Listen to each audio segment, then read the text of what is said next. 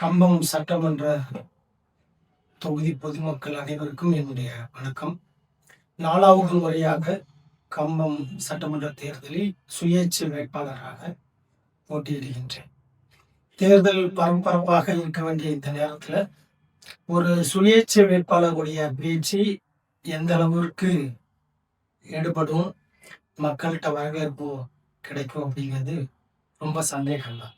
கம்பம் தொகுதியை பொறுத்த வரைக்கும் தொடர்ந்து நான் 2011 தேர்தல் நிற்கிறனால எல்லாரும் என்னை பார்த்து கேட்குற கேள்வி, எதுக்கு சார் இந்த வேண்டாத வேலை, பெரிய பெரிய கட்சியெல்லாம் எதிர்த்து உங்களால் என்ன செய்ய முடியும், ஜாதி சார்ந்து மதம் சார்ந்து பணம் சார்ந்து தேர்தலை நடத்தும் போது ஒரு சுயேட்சை வேட்பாளராக உங்களால் என்ன செஞ்சிட முடியும், என்ன வாக்கு வாங்க முடியும் அப்படிங்கிறது எல்லாரும் என்னை பார்த்து கேட்குறீங்க. இங்க எல்லாருக்கும் எல்லா விஷயமும் தெரியும். புதுசா சொல்லி யாருக்கும் புரிய வைக்க வேண்டிய தேவையில்லை. தேர்தல் சமயத்துல எப்படி ஒரு மனமாற்றம் நடக்கும் அப்படிங்கிறத ஓட்டு போடுற ஒவ்வொருத்தரும் கூட கணிக்க முடியாது. அதுதான் தமிழ்நாடோட அரசியல் ஸ்ட்ராட்டஜி. ஒரு சுயேட்சை வேட்பாளர் தேவைதானா? ஒரு சுயேட்சை வேட்பாளர் என்ன செஞ்சிட முடியும்? அரசியல்வாதிகள்ல பழுத்த பழங்கள் பெரிய பெரிய கட்சியில இருக்கிறவங்க அவங்களெல்லாம் எதிர்த்து ஒரு சுயேட்சை வேட்பாளர் என்ன செஞ்சிட முடியும் அப்படின்னு ஒரு 3 கேள்வி என்ன பார்த்து அந்த கேள்விகள் இருக்கு அப்படின்னு எனக்கு நன்றாவே தெரியும். தமிழ்நாட்டுல 234 தொகுதியில ஏதாவது ஒரு தொகுதியில ஒரு சுயேட்சை வேட்பாளர் தகுதியான ஒரு நபர் 5 ஆண்டுகள் சுயேட்சையாக சட்டசபையில இருந்தா இப்ப என்ன அரசியலை நம்ம பார்த்துட்டு இருக்கோம், அந்த அரசியல் கான்செப்டே மாறிடும். இப்போ ஒரு கட்சி அங்கீகரிக்கப்பட்ட கட்சி அல்லது அங்கீகரிக்கப்படாத கட்சியை தேர்தல் ஆணையத்தின் மூலியமாக தேர்தலில் நின்று அதுல ஒரு குறிப்பிட்ட எண்ணிக்கையில உறுப்பினர்கள் பெற்ற பிறகுதான் ஆட்சி அமைக்க முடியும். அது இந்திய அரசியலமைப்பு சட்டத்தில் இருக்கு. அதெல்லாம் நமக்கு நல்லாவே தெரியும். அந்த கூட்டத்துக்குள்ள ஒரு சுயேட்சை வேட்பாளர் வேணும் அப்படிங்கிறதான் என்னுடைய தீர்க்கமான நம்பிக்கை. அதற்காக தான் மறுபடியும் இந்த கம்பம் சட்டமன்ற தொகுதியில நான் போட்டிட்டு இனிமேல் சுயேட்சை வேட்பாளருடைய தேவை என்ன இருக்கு அப்படிங்கிறதுல என்னுடைய தீர்க்கமான முடிவு, என்னுடைய ஆய்வு, என்னுடைய தெரிவு. இனிமேல் எந்த கட்சியாக இருந்தாலும் சரி, தேசிய கட்சி மாநில கட்சி எதுவாக இருந்தாலும் சரி, வாரிசு அரசியலை தவிர்க்கவே முடியாது. அதனால இனிமேல் வாரிசு அரசியல் தான் தமிழகத்திலையும் அல்லது மற்ற மாநிலத்திலையும் அல்லது இந்திய அளவில் இருக்கு. ஏன்னா ஒவ்வொரு வீட்லையும் நம்ம சொல்லி சொல்லி வளர்க்கிறோம், யாரையும் நம்பாத, உலகம் ரொம்ப கெட்டு கிடக்கு அப்படி சொல்லி சொல்லி நம்ம குழந்தைகளை நம்ம வளர்க்கணும். அப்படி சொல்லக்கூடிய ஒரு பெற்றோர் தன்னுடைய குழந்தைய மட்டும்தான் நம்புவாங்க. அதை கேட்கக்கூடிய குழந்தை அந்த தகப்பனை மட்டும்தான் நம்பும். அப்போ வாரிசு அரசியல் வீட்டுல இருந்து ஸ்டார்ட் ஆகுது, பிறப்புல இருந்தே ஸ்டார்ட் ஆயிடுச்சு. அதை தவிர்க்கவே முடியாது. வாரிசு அரசியலை தவிர்க்கவே முடியாது அப்படின்னா அதை சரி செய்யக்கூடிய அல்லது அந்த வாரிசு அரசியலை தெளிவாக நிமிர்த்து நமக்கு சாதகமாக நடத்தணும் அப்படின்னா ஒரு சுயேட்சை வேட்பாளர் அந்த இடத்துல தேவை. இது என்னுடைய முதல் தெளிவு. 2வது, இனிமேல் அரசியலை தொழிலாக இங்க செய்யும். ஆல்ரெடி நமக்கு தெரியும், அது பல வருஷம் வந்துருச்சு. இனிமேல் ரொம்ப மைக்ரோ லெவல்ல, டெக்னாலஜி லெவல்ல அரசியலை தொழிலாக தமிழகத்தில் எல்லாரும் செய்ய ஆகும். அது சேவை அப்படிங்கிறதெல்லாம் இப்ப செத்து போச்சு. இனிமேல் அரசியல் மிக சிறந்த ஒரு தொழில். ஒருத்தர் எம்எல்ஏயாக இருந்தாருன்னா ஒரு 500 கோடி சம்பாதிச்சிடலாம், ஒரு 5 கோடி எலெக்ஷன் செலவழிக்கலாம், 500 கோடி சம்பாதிச்சிடலாம். இந்திய அளவுல ஒரு 5000 கோடி சம்பாதிச்சிடலாம் அப்படிங்கிற மிக தெளிவாக இருக்கு. எவ்வளவுதான் நல்லவனாக வேஷம் போட்டாலும் தமிழை உயர்த்தி பிடிச்சிட்டு தமிழுக்காக வாழணும்னு கோரிக்கை அல்லது பெரிய பெரிய சித்தாந்தத்தை பேசினாலும் அது மிக சிறந்த தொழிலாக அரசியல் இருக்கு. அந்த அரசியலை கண்ட்ரோல் பண்ற, அதை சுத்தமாக இல்லாம நம்மளால பண்ண முடியாது. அதை கண்ட்ரோல்ல வச்சுக்கணும் அப்படின்னா ஒரு சுயேட்சை வேட்பாளர் தேவை. இது 2வது. 3வது, குடும்ப கட்டமைப்பு இனிமேல் வரக்கூடிய காலங்களில் சிதை, அதிகமான கற்பழிப்புகள் அல்லது கொலைகள், இயற்கையான ஆயுள் குறைவு, பண்பாட்டு அரசியல், பலவீனமான ஆண் பெண் கூட்டங்கள் உருவாகும். இது என்னுடைய ஆய்வு, பல ஆண்டுகள் ரிசர்ச் இதை எடுத்து. குடும்ப கட்டமைப்பு சுயேட்சை வேட்பாளராக ஒவ்வொரு பகுதியிலும் இருந்தால் கட்சிகள் குடும்ப கட்டமைப்பை அழிக்க முடியாது. இது ரொம்ப உன்னிப்பாக கவனிக்க முடியும். வாரிசு அரசியலை தவிர்க்க முடியாது. அரசியல் தொழிலாக பார்க்கறத நிப்பாட்ட முடியாது. குடும்ப கட்டமைப்பு சீரழிவதை நிப்பாட்ட முடியாது. மூன்றுமே ஒரு அரசாங்கத்தின் வேலை மட்டும் கிடையாது. ஒவ்வொரு தொகுதிக்கு தேர்ந்தெடுக்கக்கூடிய உறுப்பினர்களுடைய கொள்கை. இந்த மூணும் சரியாக கட்டணும் அப்படின்னா, அல்லது மூணும் மக்களுக்காக இருக்கணும்னு நினைச்சோம்னா சுயேட்சை வேட்பாளருடைய தேவை இருக்கு. அரசாங்கத்தை தீர்மானிக்க போறது கட்சி தான். ஆனா கட்சியை தீர்மானிக்கிறது ஒரு சுயேட்சை வேட்பாளர். அந்த பயத்தை நம்ம கொடுக்கணும். ஸோ அதற்காக தான் கம்பம் சட்டமன்ற தொகுதியில நான் மீண்டும் மீண்டும் போட்டியிட்டு இருக்கேன். ஸோ இந்த முறை எனக்கு கிரிக்கெட் மட்ட சின்னத்தில் நீங்கள் அனைவரும் வாக்களிக்க வேண்டும் என்று கேட்டுக்கொள்கின்றேன். கம்பம் சட்டமன்ற தொகுதியில் மொத்தம் 19 பேர் போட்டியிடுறாங்க. அந்த 19 பேர் யார் அப்படிங்கிறது ஓட்டு போடக்கூடிய வாக்காளர்களுக்கு தெளிவா தெரியணும். அந்த 19ல முதல் நாள் திமுக, அதிமுக, நாம் தமிழர் கட்சி, தமிழக வெற்றிட்டான், இந்த 4 கட்சி. இந்த 4 போட்டி நடந்துட்டு இருக்கிறதாக நம்ம பார்த்தோம். 2 கட்சிகள் அங்கீகரிக்கப்படாத 2 கட்சிகள் நிற்கிது. புதிய தலைமுறை மக்கள் கட்சி, தமிழக வாழ்வு கட்சி அப்படின்னு 2 பேர் நிற்பாரு. பொதுவாக நம்ம அடிக்கடி கேள்விப்பட்டிருப்போம் லெட்டர் பேட் கட்சி, லெட்டர் பேட் கட்சின்னு சொல்லுவோம். அதுல இந்த 2 கட்சியை நம்ம சேர்த்துக்கலாம். இப்போ பாருங்க, அது போக 13 சுயேட்சை வேட்பாளர் நிற்கிறார். 13 சுயேட்சை வேட்பாளர்ல டிஎம்கேல இருந்து 3 பேரை நிப்பாட்டியிருக்காங்க, ஏடிஎம்கேல இருந்து 3 பேரை நிப்பாட்டியிருக்காங்க, நாம் தமிழர் கட்சி 2 பேரை நிப்பாட்டியிருக்காங்க, டிவிகே 2 பேரை நிப்பாட்டியிருக்காங்க. 10 சுயேட்சை வேட்பாளர்கள் கட்சி நிப்பாட்டியது. அது எதுக்கு அப்படின்னா, வேட்பாளர்களுக்கு கிடைக்கக்கூடிய அந்த பயன்கள் எல்லாம் அவங்களுக்கு சாதகமா இப்படி ஆளுங்களை நிப்பாட்டி அதன் வழியாக கட்சி பணி செய்யறதுக்கு, மக்களை கவர்றதுக்கு பண்றதுக்காக இந்த 10 பேர். அப்ப 13 சுயேட்சை வேட்பாளர்ல 10 பேர் கட்சிக்காங்க, மீதி 2 பேர் என்னை போல 2 பேர் நிற்கிறாங்க. அவர்களை நான் எப்படி பார்க்கிறேன் அப்படின்னா, ஒரு விளம்பர பிரியர்களாக நான் பார்க்கிறேன். இந்த தேர்தலில் நிற்பாங்க, அடுத்த ஒரு 4 மாசம் ரிசல்ட் எல்லாம் வந்த ஏதாவது ஒரு கட்சியில போய் நான் 100 ஓட்டு வாங்கியிருக்கேன், 50 ஓட்டு வாங்கியிருக்கேன் அப்படின்னு சொல்லிட்டு தன்னை அந்த கட்சியில யோசிச்சிருவாங்க. இது ஒரு விளம்பர பிரியர்களுடைய ஆசை. அப்ப 13 சுயேட்சை வேட்பாளர்ல நான் மட்டும்தான் சரியான வேட்பாளர். 12 பேரை நீங்க நிற்க. அப்ப கம்பம் தொகுதியில போட்டியாளர்கள் 4 கட்சி, 2 அங்கீகரிக்கப்படாத கட்சி, ஒரே ஒரு சுயேட்சை வேட்பாளர், மொத்தம் சேர்த்தா 7 பேர். இந்த 7 பேர்ல யார் தகுதி அப்படிங்கிறது விளக்காது. ஏற்கனவே உங்களுக்கு எல்லாம் தெரிஞ்சிருக்கும்.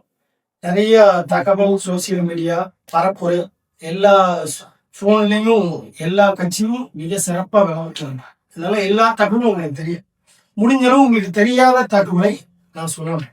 இப்போ டிஎம்கேல நம்மளுடைய கம்பம் ராமகிருஷ்ணன் அவர்கள் 6வது முறையாக இந்த தேர்தலை சந்திக்கிறார்.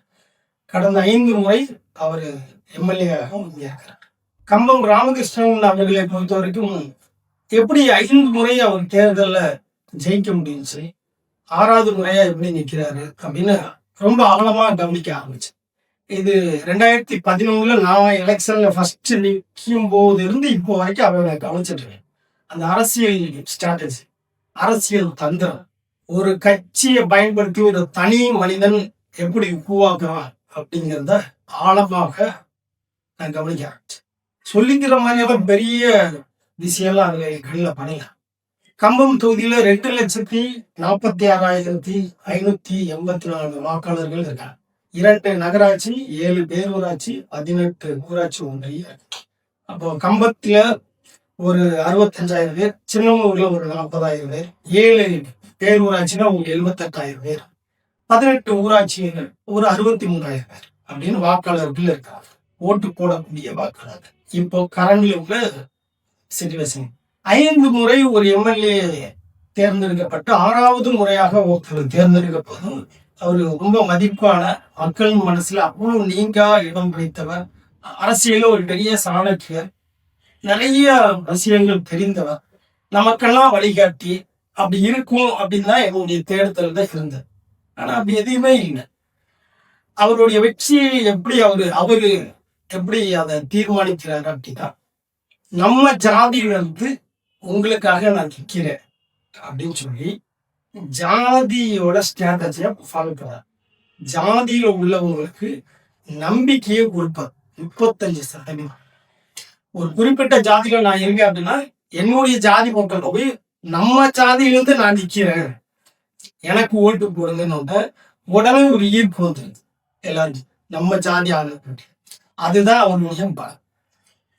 இது தமிழ்நாடு தேர்தலில் எல்லா இடத்துலயும் உள்ளதுதான். எல்லா இடத்துலயும் உள்ளதுனால இது ஒன்றும் வித்தியாசமெல்லாம் கிடையாது. ஆனா கொஞ்சம் எல்லா இடத்தையும் விட இது கொஞ்சம் குறைவு. 35% நம்பிக்கையை ஏற்படுத்தும். ரெண்டாவது, டிஎம்கே கட்சிக்காரங்களுக்கு ஆசையை ஏற்படுத்துவது. முதல் நம்பிக்கையை ஏற்படுத்துவது, கட்சிக்காரர்களுக்கு ஆசையை தூங்குவோம். அது ஒரு 8%. பண தேவைகள் யாராச்சும், அதாவது அவங்களை எதுவுமே அடக்க முடியாது, அந்த அந்த தொகுதியில அவங்க அடக்க முடியாது. அவங்களுக்கு ஏதாவது ஒரு துடிப்பு இருக்கும், ஒரு வேகம் இருக்கும், ஒரு சமூக பற்று இருக்கும். அவங்க எதாச்சும் வேலை பார்க்கணும் அப்படின்னு நினைக்கக்கூடியவங்களை, பண தேவைகள் இருக்கக்கூடியவங்களை பணத்தின் மூலியமாக கையாளுவது. அது 2%. மொத்தம் 47% பயன்படுத்தி தான் அவர் 5 எலெக்ஷனை வெற்றி பெற்றிருக்காரு. இது 6வது எலெக்ஷன். 50% கூட மாறல. இதான் டிஎம்கே வேட்பாளர் கம்பம் ராமகிருஷ்ணன் எம்எல்ஏ அவர்களுடைய பொலிட்டிக்கல் ஸ்ட்ராட்டஜி. இதுல ஒண்ணு சொல்லிக்கிற மாதிரியெல்லாம் ஒண்ணுமேங்க. தன்னுடைய இன மக்களாச்சும் ஜாதி மக்களாச்சும் மேல உயர்வு இருக்காங்க, அவங்களுக்கு நிறைய நம்ம பண்ணியிருக்கோம், பலரை படிக்க வச்சிருக்கோம். ஏழையா இருந்தவங்களெல்லாம் தூக்கி விட்டோம் அப்படியெல்லாம் ஒண்ணுமே இல்லை. அப்படி உடனே பண்ணிட முடியாது. ஒரு 5 தேர்தல் 6 தேர்தல் வரைக்கும் நான் செஞ்சிருவேன் சொல்றதுதான் ஒரு பெரிய அரசியல் ராஜதந்திரமாக சிலர் நினைச்சிட்டு வாழ்ந்துட்டு இருக்காங்க. அதுதான் இவரும் பண்ணியிருக்காரு. இப்ப அவருடைய தேர்தல் பரப்புரையெல்லாம் நான் பார்த்துக்கிட்டேன். அங்கங்க ஒலிம்பிரிக்கில வந்து டிஎம்கே கம்பம் ராமகிருஷ்ணன் அவர்கள் சட்டசபையில் குரல் கொடுத்தார். குரல் மட்டும்தான் கொடுத்தார், வேற எதுவுமே கொடுக்கல. ஆனா உண்மையிலே நீங்க சட்டசபையோட அந்த வெப்சைட்டுக்குள்ள போய் நம்மளுடைய தொகுதி உறுப்பினர் 5 முறை என்ன பேசுறாருன்னு நீங்க ஃபுல் வீடியோ கேட்டீங்கன்னா தெரியும். நான் அதெல்லாம் பார்த்துட்டு தான் பேசுறேன். தமிழக சட்டசபையில் அதிகமாக கொட்டாய் விட்டது யார் அப்படின்னு கேட்டா கம்பம் ராமகிருஷ்ணன் தான் சொல்றாரு. அவருக்கு நுரையீரல் பிரச்சனை இருக்கும் நினைக்கிறேன். ஏன்னா அதிகமா கொட்டாய் விட்டுட்டே இருந்தது. அந்த கொட்டாய் விடுறது மெட்ராஸ்ல இருந்து கம்பம் வந்து சேரும் போது குரலாக வந்துருச்சு. நமது டிஎம்கே வேட்பாளர் குரல் கொடுத்தார் கொட்டாய் தான் விட்டார். அங்கங்க சோசியல் மீடியால அவங்க எந்திரிச்சு நின்று பேசின மாதிரி சில கோரிக்கைகளை சட்டசபையில் பேசுற மாதிரி வீடியோ எல்லாம் நானும் பார்த்தேன். 5 முறை 25 வருஷ சட்டமன்ற வாழ்க்கையில் அப்படி 7 தடவை தான் பேசியிருக்காரு. அதுவும் 1.5 நிமிஷத்துக்கு மேல பேசுறதுக்கு வாய்ப்பே கொடுத்தார். இதான் உண்மை. அப்ப நம்ம தொகுதியில வாக்கு கேட்கும் போது குரல் கொடுத்தாருன்னா இருக்கே வந்து அது ஆக்சுவலி குரல் கொடுக்கல, கொட்டாய் விட்டு. ஏடிஎம்கே முன்னாள் முதலமைச்சர் ஜெயலலிதா அவர்கள் நாடாளுமன்றத்துல வந்து உறுப்பினராக இருப்பது அவருக்கு வழிகாட்டியவர் பழம்புரிச்சா. இப்போ வளம்புரிச்சான்ட்டு போய் ஒரு தடவை பேட்டி எடுத்தாங்க. ஜெயலலிதாவை வந்து எப்படியெல்லாம் நீங்க பயிற்சி கொடுத்து முன்னேற்றிருந்தீங்க, அவங்க எப்பெல்லாம் நாடாளுமன்றத்தில் பேசினாங்க அப்படின்னு கேட்கும்போது ஒரே ஒரு தடவை தான் அந்த அப்பா வாயை திறக்கும், எப்பன்னாக்க கொட்டாய் விட இருக்குது அப்படின்னு வளம்புரிச்சான்னு சொல்றாங்க. அது ஒரு கட்சியோட லீடருக்கு ஒரு தடவை கொட்டாய் விட்டார் அப்படின்னு வரலாற்றுல புத்தகமா இருக்குது. ஆனா தொகுதி உறுப்பினராக பொழுதன்னைக்கு உட்கார் முதல்ல கொட்டாய் விட்டது யாருன்னா நம்மளுடைய கம்பத்தோட எம்எல்ஏ தான். அதனால குரல் கொடுத்தாரு அப்படிங்கிறது ஏமாத்துவாங்க. கண்ணகி கோயிலுக்கு நாங்க பாதம் வச்சிருக்கோம், திராட்சை தோட்டத்துக்கு குளிர் சாப்பிட கிடக்கு கொண்டு வந்துருவோம், முல்லை பெரியார் பிரச்சனையை நாங்க சரி பண்ணிடுவோம், ரோடு போட்டுருவோம், லைன் தெரிய வச்சிருவோம், கல்லூரிகளை அரசு கல்லூரிகளை கொண்டு வந்துருவோம். இப்படி 25 வருஷம் பேசிக்கிட்டே இருக்கிறவர் தான் இந்த டிஎம்கே கம்பம் ராமகிருஷ்ணன் அவர். என்னை கேட்டா இதுக்கெல்லாம் ஒரு மாதத்தோட முதல் நாள் ஆரம்பிச்சு அந்த மாதத்தோட இறுதி நாள்ல இதை புகுந்தார். இதுக்கு 25 வருஷம் தேவையே கிடையாது. இப்படி கையாளாகாத ஒரு திமுக கட்சியை சேர்ந்த ஒரு சட்டசபை உறுப்பினர் தான் 25 ஆண்டுகள் நம்ம பகுதியில நமக்கு உறுப்பினராக இருந்தார். என்ன கேட்டா இந்த கோரிக்கையை நம்ம எந்த கோரிக்கையா இருந்தாலும் ஒரு தொகுதிக்குள்ள 3 மாசத்துல முடிச்சிடலாம். அதுக்கு 3 வருஷம் தேவையே கிடையாது. என்ன செய்யறதுதான் பேசிக் நாலேஜ் இருக்கணும். மக்களை படிக்க தெரியும். மக்களுக்கான இதயத்தோட பேச தெரியும். அப்படி இருந்திருந்தாலும் அது 3 மாசம் இருக்கலாம். இல்லாதனால அது 25 வருஷம். இப்பவும் அதே கோரிக்கை தான். கடந்த வாரம் நாசாவுக்கு விண்கலத்தை அனுப்பி நிலாவுக்கு பின்னாடி என்ன இருக்குன்னு கண்டுபிடிச்சிருக்கோம். நம்ம என்ன பண்றோம், கண்ணகி கோயிலுக்கும் கம்பம் பள்ளத்தாடுக்கும் எப்போ ரோடு போடுறோம்னு 25 வருஷம் பேசிக்கிட்டு. அப்ப நம்ம தேர்ந்தெடுக்கக்கூடிய ஒரு உறுப்பினர் யார் அப்படின்னு நீங்க தான் தெளிவுபடுத்திக்கணும். சொத்து நிறைய சேர்ந்துட்டார். கிட்டத்தட்ட ஒரு 10 தலைமுறைக்கான சொத்து அவர்கிட்ட போதும். பேரம்பேத்திகளோட சந்தோஷமாக அவருடைய காலத்தை நிறைவு செய்வது நல்லது. இதுதான் அவருடைய கடைசி தேர்வு. இனிமேல் அவருக்கு இந்த இடம் கிடைக்க அவருக்கு ஒரு பெரிய ஆசை. எப்படியாச்சும் மாநில அமைச்சர் ஆயிட்டீங்களா அப்படின்ட்டு ஓபிஎஸ் திமுக வருகை தந்தனால அந்த ஆசையிலும் மண்டு விழுந்துருச்சு. அதனால நம்மளுடைய தொகுதி தற்போதைய சட்டமன்ற உறுப்பினர் அமைச்சராகிறதுக்கு வாய்ப்புங்க. ஒரு கிட்டத்தட்ட அவங்க கூட இருக்கிற ஒரு 24 பேர் இருக்காங்கன்னு நினைக்கிறேன். அந்த தரகு வேலை பார்க்குறவங்க, பில்டிங் கான்ட்ராக்ட் பண்றவங்க, சின்ன சின்ன பிசினஸ் பண்றோம், கட்சிக்காரங்க, அப்படி இவங்களை வச்சுக்கிட்டு அவர் அப்படியே ஒரு இந்த 2021 இப்போ வரைக்கும் ரொம்ப நல்லாவே சமாளிச்சு தொகுதி. வெறும் 24 பேர் கட்சிங்க. அதுதான் அவர் செஞ்ச பெரிய சாதனை. இதை தவிர்த்து வேற பெரிய சாதனை எல்லாம் இன்னுமே கிடையாது. 2021 சட்டசபையின் தேர்தல் நடக்கும்போது தேர்தல் பிரச்சாரம் தொடங்கி 2வது நாள் நான் மதிப்புக்குரிய தமிழக முதல்வர் ஸ்டாலின் அவர்களுக்கு ஒரு அறிக்கை அனுப்பியிருக்கு. அவர் படிக்கையும் வச்சுருந்தோம். அவர் பார்வைக்கு அதை பதிவிட்டு தேர்தல் பிரச்சாரம் நடந்ததுன்னு சொல்லுவார். யாரு ஜெயிக்க போறாரு கூட தெரியாது. அந்த நேரத்துல இது திமுக தான் அடுத்து ஆட்சியை பிடிக்க போது. நீங்க முதலமைச்சராக வந்த பிறகு நம்மளுடைய தமிழகத்தின் தலைமைச் செயலாளராக இறையன்பு IAS அவர்கள் நியமிக்கப்படணும். தமிழகத்தோட காவல்துறை தலைமை இயக்குநராக சைலேந்திர பாபு IPS அவர்கள் நியமிக்கப்படணும் அப்படின்னு சொல்லி ஒரு நீண்ட அறிக்கையை 6 பக்கத்திலிருந்து 8 பக்கம் தயார் பண்ணி நான் தேர்தல் பரப்புரை நடந்துட்டு இருக்கும் போதே அவருக்கு அனுப்பி வச்சு அவருடைய பார்வைக்கு கொண்டு ஒரு சுயேட்சை வேட்பாளராக கடந்த தேர்தலில் நான் பண்ண விஷயம். ஒரு சட்டமன்ற உறுப்பினருக்கு இங்க எந்த விஷயமும் செய்ய தெரியாது. அவர் சுயேட்சை வேட்பாளர் நானு ஒரு மாநிலத்தோட தலைமை அதிகாரிகளே நியமிக்கக்கூடிய அளவுக்கு ஒரு அறிக்கையை தாக்கல் பண்ணியிருக்கேன். அதுதான் நடந்ததுன்னு கூட. அந்த அறிக்கையை நான் அனுப்பிட்டு ரொம்ப லேட்டாக என்ன நடக்குதுன்னு பார்த்துட்டு அப்புறம் என்னுடைய ஃபேஸ்புக்கில் அதை போஸ்ட் பண்ணியிருந்தேன். நிறைய பேர் பார்த்தாங்க. நிறைய பேர் இலக்காரமாக எடுத்துக்கிட்டாங்க. நீங்கள் ரெக்கமெண்ட் பண்ண அந்த 2 அதிகாரிகளில் ஒரு அதிகாரி ADMKல உள்ள ஜெயலலிதாவுக்கு ரொம்ப நெருக்கமான ஒரு அதிகாரி. அந்த அதிகாரி திமுக அரசு என்னைக்குமே அந்த பொறுப்புக்கு கொண்டு வராது. அது எப்படி நீங்கள் சொல்லலாம், புத்தி எதுவும் போயிடுச்சா உங்களுக்கு அப்படின்னு எல்லாம் சொன்னாங்க. ஆனால் நடந்தது உங்களுக்கு தெரியும். தமிழகத்தில் திமுக 21 ஆட்சி அமைக்கும் போது இறையன்பு அவர்கள் தலைமைச் செயலாளர், சைலேந்திர பாபு அவர்கள் DGP-யாக அமைந்தார். திமுக உள்ள எனக்கு தெரிந்த பல MLA ஒரு சில அமைச்சர்கள் என்னை கூப்பிட்டு கேட்ட முதல் வார்த்தை ஸ்டாலினுக்கும் உங்களுக்கு எவ்வளவு இருக்கும் அப்படின்னா நான் சொன்னேன், நான் டிவியில தவிர்த்து அவரை நேரம் இன்ன வரைக்கும் நான் பார்த்ததே கிடையாது. யாருமே நம்பல. அது எப்படி நீங்க சொன்னது அப்படி நடக்குது? இல்ல, அவங்க தகுதியான அதிகாரி, மிக சிறந்த தகுதியான அதிகாரி, அவங்களுக்கான இடம் கிடைச்சது. இல்ல, அது நம்புற மாதிரி இல்ல. எனக்கு அந்த அதிகாரி யாருன்னு தெரியாது, ஸ்டாலின் சார் யாருன்னு தெரியாது. என்னுடைய ஆய்வு, என்னுடைய மாநிலத்தில் எங்க தலைமை யாருக்காகவும் சொல்லி நான் தீர்மானிக்கிறேன். அதுவும் எலெக்ஷன் நேரத்தில் சரியான நேரத்துல அதை நான் வந்து ரிப்போர்ட்டா இப்போ கூட கடந்த ஜனவரி மாசம் கூட திமுக ஒரு வசதி படைத்தவர் நபர் என்னை கான்டாக்ட் பண்ணி திமுக பேசி ஏதாவது ஒரு எம்எல்ஏ சீட் வாங்கி தர முடியுமான்னு என்கிட்ட கேட்டார்.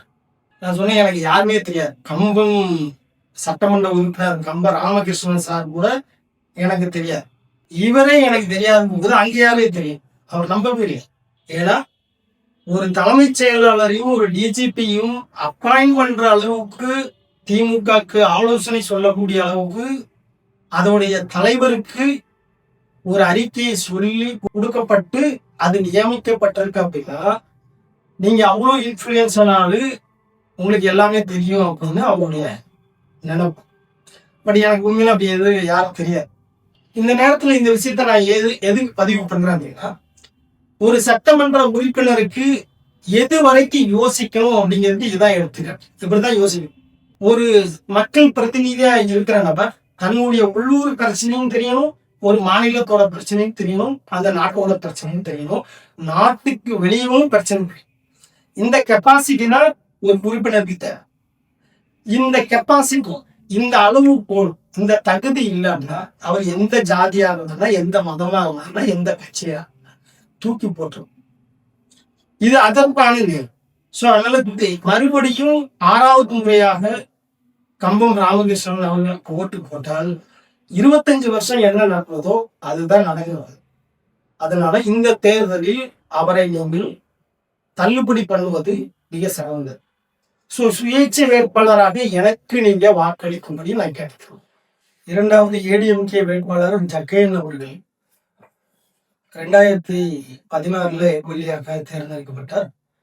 2வது முறையாக தற்போது போட்டியிடுகிறார். அதிமுக ரொம்ப பரிதாபத்துக்குரிய கட்சி தான். இந்த அம்மையார் அவர்கள் இறந்த பிறகு ஓபிஎஸ் தர்ம யுத்தம் பண்ணி நகைச்சுவை செய்தார்கள். டிடிவி தினகரன் தனியா கட்சி ஆரம்பிச்சாரு.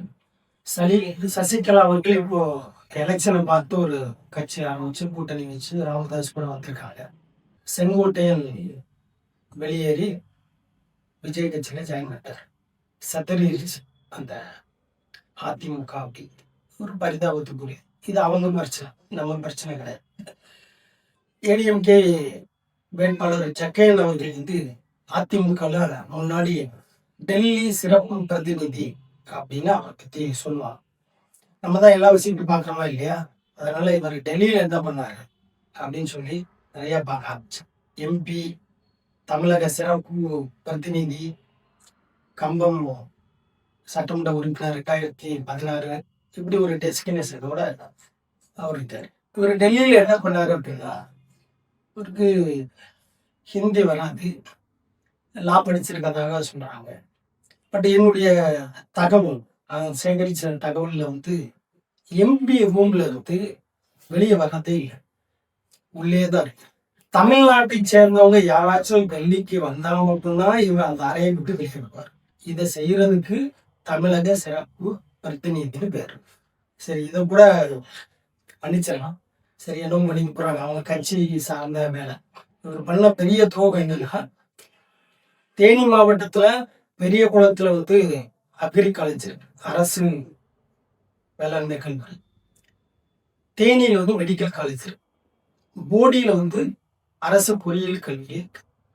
அப்போ அரசு சட்டக்கல்லூரி எங்க வரணும்? தேனி மாவட்டத்துல 4 தொகுதி இருக்கு. கம்பம் தொகுதியும் தான் இந்த சட்டக்கல்லூரி வரல. இதை வராம பண்ணதே யாரு அப்படின்னா அதிமுக ஜக்கையன் அவர்கள் தான். 2019 உயர் நீதிமன்றத்துல நான் வழங்க, நான் இதுக்கு முன்னாடி இங்க சுயேட்சை வேட்பாளர், ஸோ எங்க தொகுதிக்கு தான் இந்த சட்டக்கல்லூரி வரணும் அப்படின்னு மதுரை உயர் நீதிமன்றத்துல வழங்குறேன். அப்போ வந்து வீரபாண்டியில அரசு சட்டக்கல்லூரி வந்து அஸ்திவாரம் தான் தோண்டிட்டு இருந்தாங்க. நிப்பாட்டேர்லாம் சொல்லிட்டு மதுரை நீதிமன்றத்துல வழக்கு போடாச்சு. நான் வழக்கு போட்ட தெரிஞ்ச பிறகு திமுகவோட முன்னாள் சட்டமன்ற உறுப்பினர் ராமகிருஷ்ணன், ஏன்னா அவருடைய காலேஜ் ஜக்கையன் அவர்கள் 2 பேரும் நல்லா போட்டடி. இந்த சட்டக்கல்லூரி இந்த தொகுதிக்கு வரவே கூடாதுன்னு சொல்லிட்டு எல்லா ஏற்பாடும் சிறப்பா பண்ணாங்க. வேற ஒண்ணுமே அவங்க பெருசா ஒண்ணும் பண்ணல. நான் கேஸ் நடத்த அந்த பில்டிங் எல்லாமே உருவாக்கிட்டாங்க. 2 மாசத்துல காலேஜ்ல மொத்த பில்டிங் உருவாயிருச்சு. ஒரு குப்பை தொட்டி தேனியில மொத்த குப்பையை போடக்கூடிய ஒரு இடத்துல நடுவுல சங்கடி. ஆக்சுவலி அது வந்து 2016, 18, 19 அந்த காலகட்டத்துல கம்பம் தொகுதிக்கு வர வேண்டிய சட்டக்கல்லூரி. இன்னைக்கு பிரச்சாரத்துல அவங்க சொல்லிட்டு இருக்காங்க, அரசு கலைக்கல்லூரியா நான் கொண்டு வரேன். அந்த காலேஜ் கொண்டு வந்து என்ன செய்ய? அதான் போட்டூர்ல இருக்கு. அதை எப்படி கம்பத்துக்கு வருவோம்? ஒரு தொகுதிக்கு ஒரு அரசு சட்டக்கல்லூரியை கொண்டு வர்றதுக்கு வக்கு இல்லாத ஒரு உறுப்பினர் தான் இப்போ மறுபடியும் நிற்கிறார் 2வது முறையா. இது அவங்க பண்ண பெரிய கூத்து. ஏன்னா மாசத்துக்கு 3 ஹீரிங் நான் ரொம்ப கஷ்டப்பட்டு ஹைகோர்ட்டுக்கு கொண்டு வந்தேன். நான் ஹீரிங் கொண்டு வர வேகத்துல ஓபிஎஸ் வந்து ஏன் தொகுதிக்கு தான் வரணும்னு சொல்லி அவங்க போராடுறதும், இங்க வந்துடவே கூடாதுன்னு சொல்லி அவருக்கு சப்போர்ட்டா பண்ணது சட்டையனுக்கு. இது ஒரு பச்சை துரோகம். ஒரு தொகுதிக்கு அரசாங்கம் செய்யக்கூடிய ரொம்ப இயல்பா நடக்கக்கூடிய ஒரு செயல்பாடு. இது டிபார்ட்மெண்ட் தான். மறுபடியும் எந்த மூச்சில வச்சுட்டு ஓட்டு கேட்க வர தெரியும். ஜக்கையன் அவர்களை பொறுத்த வரைக்கும் என்னுடைய நிலவரம் இது. ஒவ்வொரு வேட்பாளரை பத்தி நான் எடுத்த புள்ளி வரோம். போதுமான அளவுக்கு சொத்து இருக்கு. திமுக வேட்பாளர் ஒரு 10 தலைமுறை இருக்குன்னா இவற்ற ஒரு 6 தலைமுறைக்கான சொத்து. ரொம்ப ஏஜ் ஆயிடுச்சு. இனிமேல் வந்து எதுவுமே பண்ண முடியாது. 2016லயாச்சும் ஒரு கல்லூரியாச்சும் இந்த தொகுதி கொண்டு வந்திருக்கலாம். அட்லீஸ்ட் ஏதோ ஒரு திட்டத்தையாச்சும் இங்க செயல்படுத்திருக்க முடியும். இப்ப அதிமுக வரப்போறதும் கிடையாது. அதனால ஒவ்வொரு உறுப்பினரா வந்தாலும் எந்த பிரயோஜனமும் கிடையாது. அதனால கம்பம் வாக்காளர்கள் ஏடிஎம்கே வேட்பாளரை நிராகரிப்பது, தள்ளுபடி பண்ணுவது சரியான நேரம். அதிமுக சேர்ந்த சில பொறுப்பான நபர்கள்ட்ட நான் வேண்டி கேட்டுக்கிறேன். இந்த தேர்தலில் சுயேட்சை வேட்பாளராக இருக்கக்கூடிய எனக்கு நீங்க வாக்கு. 3வது நாம் தமிழர் கட்சி. சீமான் அவர்களுக்கு அறிமுகமே தேவையில்லை. நமக்கு எல்லாருக்கும் அவரை பத்தி நல்லா தெரியும். நாம் தமிழர் கட்சி வேட்பாளராக அன்பு செல்வி அப்படின்னு ஒரு அம்மையார் நிற்கிறாங்க. வேட்புமனு பரிசீலனை நடக்கும்போது அன்னைக்கு நான் அவங்களை பார்த்தேன். ரொம்ப அப்பாலியா இருந்தாங்க. ஒரு நல்ல குடும்பத்தை பேணி பாதுகாக்கக்கூடிய ஒரு நபரை அரசியல் களத்துல வந்து எதையாச்சும் பண்ணுது அப்படின்னு யார் கையிலையோ பொறுப்பு கொடுத்த மாதிரி அவங்களுடைய தோற்றம் இருந்தது.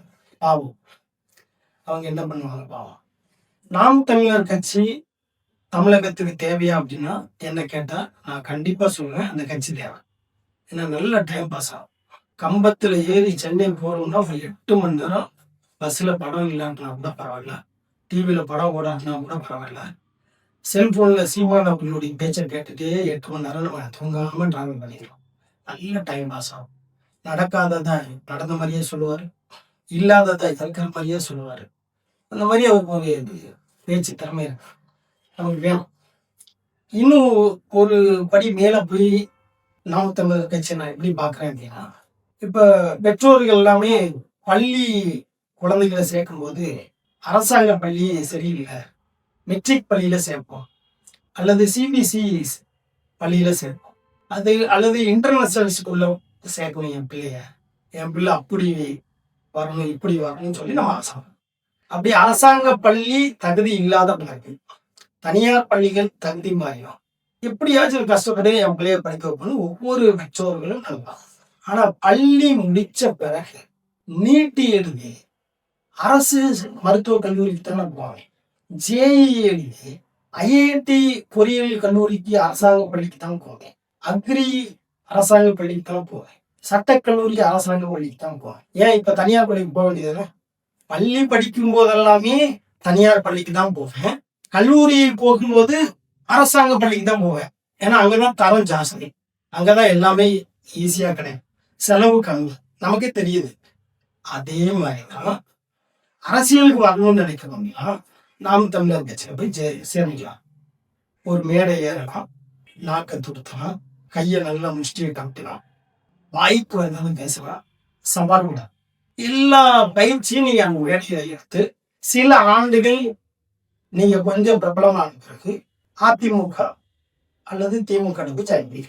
இது மிக சிறப்பா ஒரு கட்சியில நடக்க அப்படின்னா அது நாம் தமிழர் கட்சி. அதனால ஒரு அரசியல் பயிற்சி பட்ட அந்த கட்சி, அரசியல் அறிமுகம் இல்லாதவர்கள் அரசியலை பத்தி தெரிஞ்சுக்கணும் அப்படின்னு நினைக்கிறவங்க அந்த கட்சியில போய் இணைந்து தன்னை வளர்த்துக்கிட்டு வளர்ந்த பிறகு நீங்க பிரபலமான கட்சியில போய் இணைஞ்சு நீங்க செட்டில் ஆகும். இதற்கு இந்த நாம் தமிழர் கட்சி தமிழகத்துல தேவை. மற்றபடி வேற எதுவுமே அந்த கட்சினால நடக்காது. இந்த வீராப்பா பேசுறது, உணர்ச்சியை தூண்டுற மாதிரி பேசுறது, முஷ்டியை தூக்குறது, இதெல்லாமே கேட்கிறவங்களுக்கு நேரம் தான் போகுமே தவிர்த்து நல்ல நேரம் போகும். எனக்கெல்லாம் நல்லா டைம் பாஸ் ஆகும் அவருடைய பேச்செல்லாம் கேட்கும்.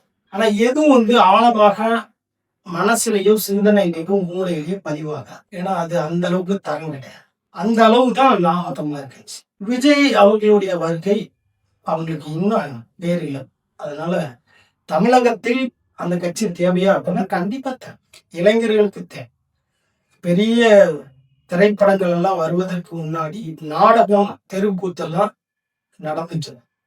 அந்த நாடக பயிற்சி எடுத்ததுல இருந்து வந்தவர் தான் சிவாஜி கணேசன் அவர். அது போல ஒரு நாடக கம்பெனி போல பயிற்சி பட்டறையாக நாம் தமிழர் கட்சி தமிழகத்திற்கு தேவை. அதுல எனக்கு மாற்று கருத்தை இல்லை. இந்த கருத்தை நான் மாற்றவே மாட்டேன், எப்பவுமே மாற்றுவேன். ஆனா ஒரு மாநிலத்தை ஆளக்கூடிய அளவுக்கு தகுதியா அப்படின்னா தகுதி. அப்ப நாங்க 234 தொகுதியில பெண்கள் ஆண்கள் சரிசமமா நிப்பாட்டிருப்போம் அப்படின்னு அவங்க கொண்டு வரும்போது, கம்பம் வேட்பாளர் பார்க்கும்போது அப்படி ஒன்றும் தெரியல. சரிசமம்னு நீங்க காட்டுங்களை தவிர்த்து தகுதியானவர்கள் யாரும் காக்கவே இல்லை. ஏன்னா உங்க கட்சியில யாருமே இல்லை. அப்ப நாம் தமிழர் கட்சியும் கம்பம் சட்டமன்ற தேர்தலில் நம்ம புறக்கணிக்கதான் செய்யணும். அவங்கள தள்ளுபடி பண்றதை தவிர்த்து வேற வழி இல்லை. எனவே சுயேட்சை வேட்பாளராகி எனக்கு நீங்க வாக்களிக்கும்படி கேட்டுக்கொண்டேன். 4வது பெரிய டிவிக்கு விஜய் அவர்களுடைய அரசியல் வருகை டெய்லி பரபரப்பா இருக்கு. எல்லா சேனல்லையும் அதை பற்றி தான் பேச்சு. நான் போற இடத்துல எல்லாமே என்கிட்ட கேட்பாங்க, கம்பம் வேட்பாளர் ஜெகநாத் மிஸ்ரா அவர்கள் வந்துருவாரு போல தெரியுது அப்படி. தெரியுதா அப்படின்னு. ஆமா தெரியுதா. அப்ப தெரியட்டும். அப்படி என்ன சார் எப்படி சொல்றீங்க? அதான் உங்களுக்கு தெரியுது இல்லை, அப்படி உங்களுக்கு தெரியவானு யார்ட்ட கேட்குறீங்க? நீங்க என்ன நினைக்கிறீங்க? அவங்களுமே நினைக்கிறேன். இப்போ விஜய் அவர்களை பத்தி பேசணும் அப்படின்னா எனக்கு யாரு திடீர்னு ஞாபகத்துக்கு வருது அப்படின்னா, கம்பத்துல இருந்து எக்ஸாக்டா கம்பம் நகரத்துல இருந்து நம்மளுடைய குமிளிக்கு போகணும்னா 22 கிலோமீட்டர். குமிளிக்கு அடுத்து கேரளா வரும். இந்த இருக்கிற 22 கிலோமீட்டர் தாண்டக்கூடிய அந்த கேரளா அப்படிங்கிற மலையாளிகள் வாழக்கூடிய பகுதியில் அந்த மாநிலத்திலே சூப்பர் ஸ்டாராக இருக்கக்கூடிய மம்முட்டி அவர்கிட்ட ஒரு பேட்டி எடுக்கிறார். இந்த மாநிலத்திலே நீங்க சிறந்த ஸ்டார். தமிழ்நாட்டுல ரஜினிகாந்த் எப்படியோ அது மாதிரி கேரளால நீங்க இணையாக இருக்கிறீங்க. நீங்க ஏன் ஒரு கட்சி ஆரம்பிக்கணும்? கட்சி ஆரம்பிச்சு நீங்க கேரளால ஆட்சி பிடிச்சு மக்களுக்கு நல்லதாக செய்யலாம அப்படின்னு அவங்க கேள்வி கேட்கும்போது சில நிமிடம் கூட ஆகல மம்முட்டி அவர்கள் ஒரு பதில் சொல்றார். மலையாளிகளுக்கு நல்லாவே தெரியும், திரையில யாரு இருக்கா தரையில யாரு இருக்கா அப்படின்னு தெரியும். அதனால எனக்கு வேலை திரையில தான், தரையில கிடையாது. மலையாளிகள் புத்திசாலிகள் அப்படின்னு சொல்றாங்க. இதை அப்படியே தூக்கி தமிழ்நாட்டில் பொருத்தி பாருங்க. திரையில எப்படியெல்லாம் இருந்தோமோ அதை தரையில நடத்திடுவேன் அப்படின்னு ஒருத்தர் நினைக்கிறேன். இது நம்மளுடைய சாபக்கியம். இப்ப தமிழ்நாடு, கர்நாடகா, ஆந்திரா, தெலுங்கானா இந்த 4 ஸ்டேட்ல மட்டும்தான் இது இல்லை. கேரளால இது கிடையாது. மற்ற மாநிலத்துல இது கிடையாது. கல்வியறிவு ரொம்ப குறைந்த மாநிலத்தில் கூட இந்த திரைப்பட தாக்கம் கிடையாது. திரை நட்சத்திரத்தோட தாக்கம்.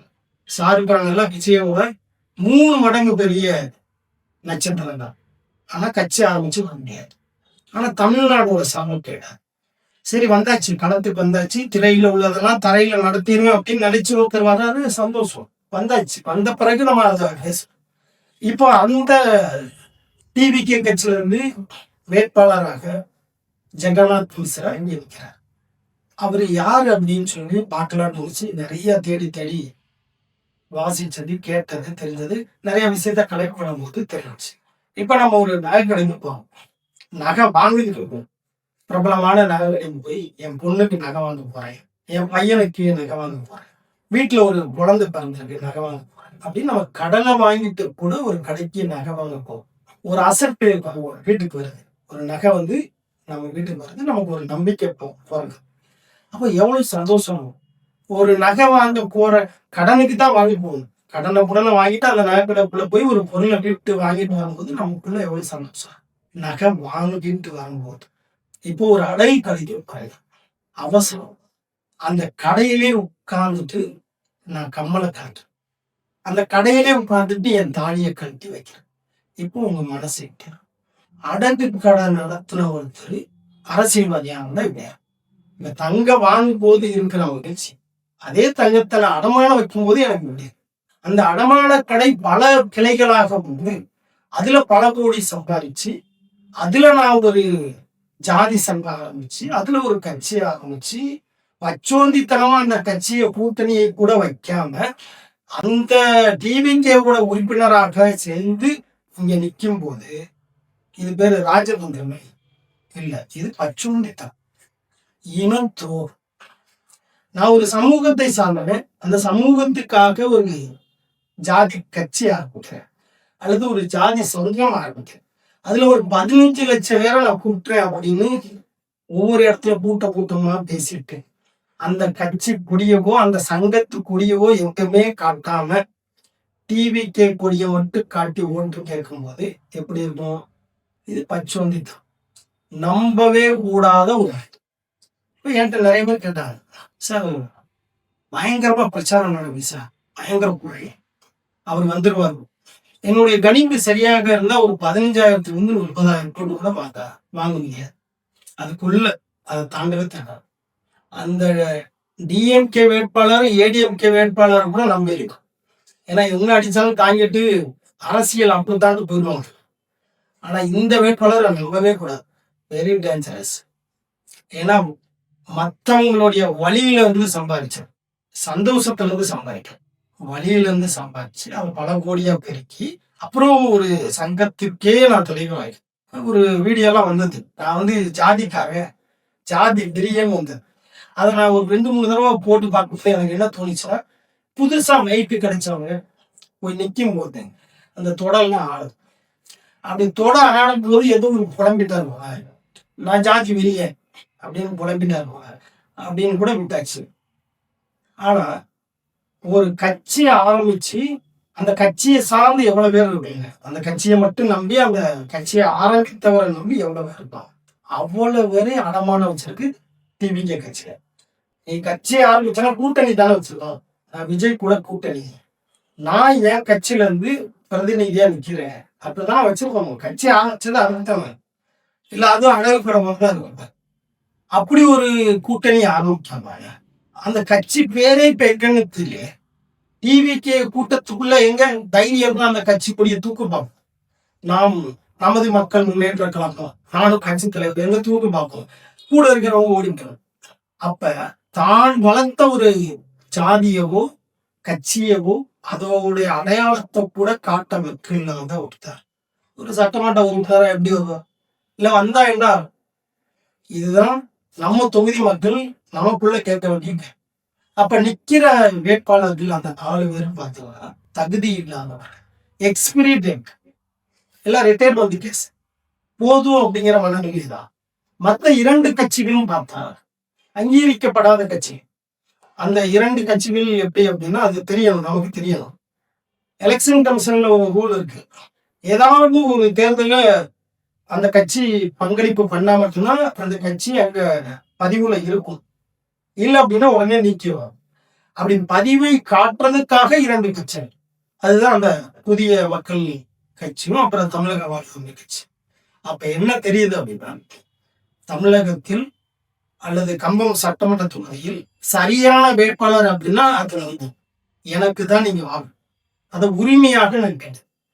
மிக தெளிவான முறையில் நான் வளர்ந்து வந்துட்டேன். இந்த தேர்தலில் பக்குவப்பட்டிருக்கு. அரசியல் ஆய்வு என்னால செய்ய முடியும், பொதுமக்களுக்கு என்ன தேவைன்னு என்னால சொல்லணும், அதை என்னால செய்யவும் முடியும். என்னுடைய இந்த தேர்தல் அறிக்கையில ஒரே ஒரு கோரிக்கை தான், என்னுடைய திட்டம். ஒருவேளை இந்த தொகுதியில நான் சட்டமன்ற உறுப்பினராக தேர்ந்தெடுக்கப்பட்டால் எனக்கு ஒரே ஒரு திட்டம் தான். இந்த தொகுதி தமிழ்நாட்டில் உள்ள 234 தொகுதியில் இந்த தொகுதி மட்டும் மகிழ்ச்சியான தொகுதியாக நான் மாற்றேன். வேற எதையும் நான் பேசி உழப்ப விரும்புகிறேன். தமிழ்நாட்டில் இந்த தொகுதி தான் மகிழ்ச்சி.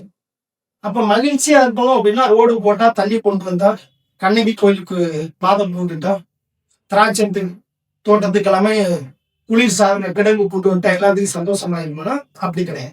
ஒவ்வொரு வாக்காளர்களும் அல்லது ஒவ்வொரு வீட்டில் உள்ள நபர்களும் தன்னுடைய அடிப்படை தேவை தாண்டி ஒண்ணு நடந்தா மட்டும்தான் மகிழ்ச்சிங்களா. அது என்னால மட்டும்தான் சாத்தியம். அதனாலதான் நான் மறுபடியும் சுயேட்சை வேட்பாளராக இங்க நின்றுட்டே இருக்கேன். எனக்கு என்ன கிடைக்கும்னு எனக்கே தெரியும். என்ன நடக்கும்னு எனக்கு தெரியும். ஆனா நான் யாரும் ப்ரூவ் பண்றதுக்கு தான் நான் மறுபடியும் வந்துகிட்டே இருக்கேன். உங்களுடைய ஆதரவு இந்த தேர்தலில் எனக்கு தேவை. அதனால இந்த தேர்தலில் உங்களுடைய வாக்குகளை கிரிக்கெட் மட்ட சின்னத்தில் வாக்களிக்கும்படி கேட்டுக்கொண்டேன். நன்றி.